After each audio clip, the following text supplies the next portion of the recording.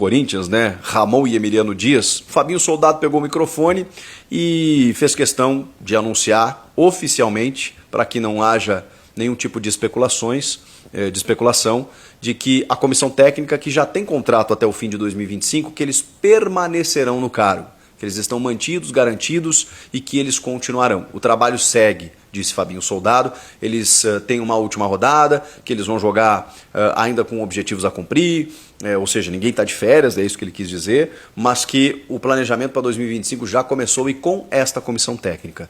Então, o Fabinho Soldado tratou de confirmá-los para o ano que vem. Existiu até uma informação durante o dia de que o Ramon teria estendido o seu contrato até 2026, mas não, isso foi negado e tal, porque não foi isso que aconteceu. Eu até acharia muito estranho. Falei, gente, não tem sentido, né? No futebol brasileiro, você vai... Não tem porquê, né? Não é um técnico ainda tão consolidado, né? Com título. Se é um Abel Ferreira, você entende, né? Ah, tem contrato até 27, daqui a pouco renova até 29, sei lá. Vai ficando aí.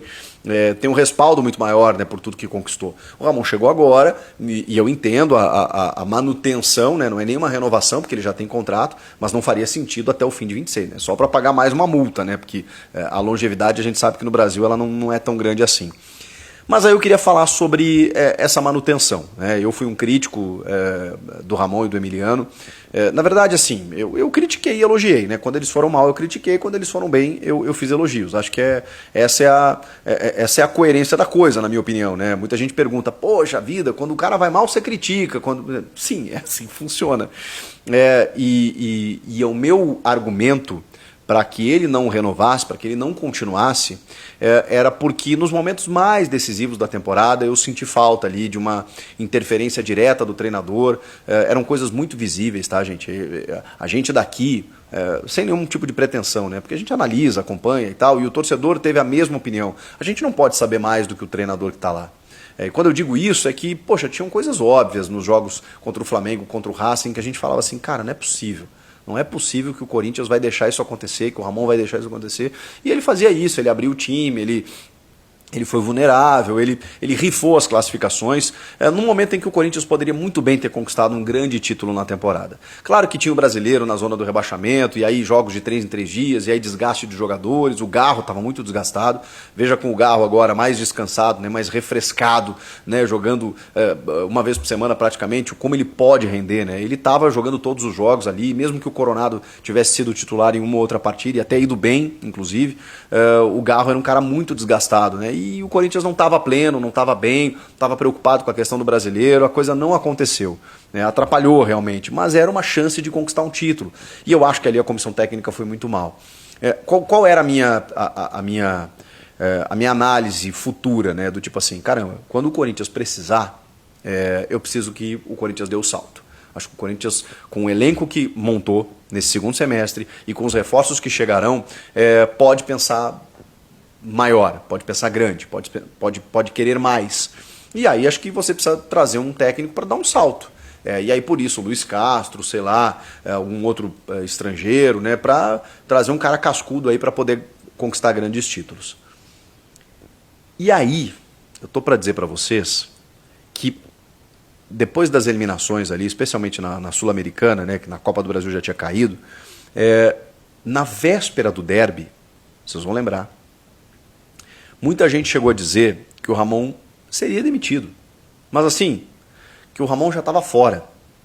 E que o Luiz Castro já estava negociando com o Corinthians. Essa informação ela surgiu, ela foi dita por alguns profissionais e de repente depois ela se esvaziou. Por quê? Porque o Corinthians ganhou o derby. Gente, antes do derby, o Ramon estava fora do Corinthians. Então, quando a imprensa noticiou, eu não estou aqui para defender a imprensa, não, tá? Eu só estou para revelar que isso realmente aconteceu. De pessoas grandes de dentro do Corinthians que disseram, com todas as letras, cara, a gente só está vendo a hora, o dia para demitir, porque ele está fora. Só que tinha o derby. E aí não dava para demitir antes do derby. Poxa, você tinha um planejamento para um clássico super importante. O Corinthians ainda estava na zona, se eu não me engano. Estava na zona. precisava ou tinha saído da zona ali, podia voltar para a zona se perdesse. Tava nessa ronha ali, né? Na parte de baixo da tabela. O jogo em casa, depois das eliminações, ou seja, precisava dar uma resposta.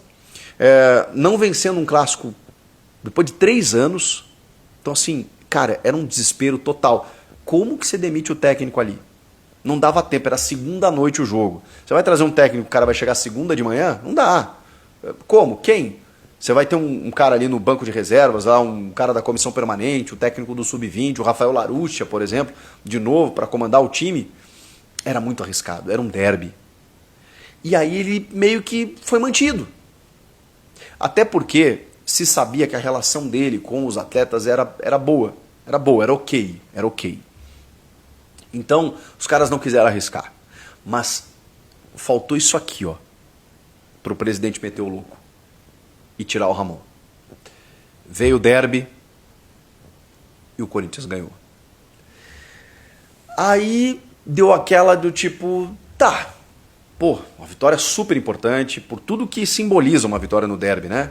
Se afastou um pouco mais da zona, deu moral, praticamente tirou ali naquele momento a chance de título do Palmeiras. Depois o Palmeiras resgatou ainda pelos tropeços do Botafogo e pelas vitórias do Palmeiras, né? Mas ali meio que alijou o Palmeiras da disputa do título. Então, cara, foi uma vitória muito simbólica. E da maneira como foi, né? 2-0, pô, Yuri Alberto comendo a bola, o Garro fazendo gol, pô, genial, beleza.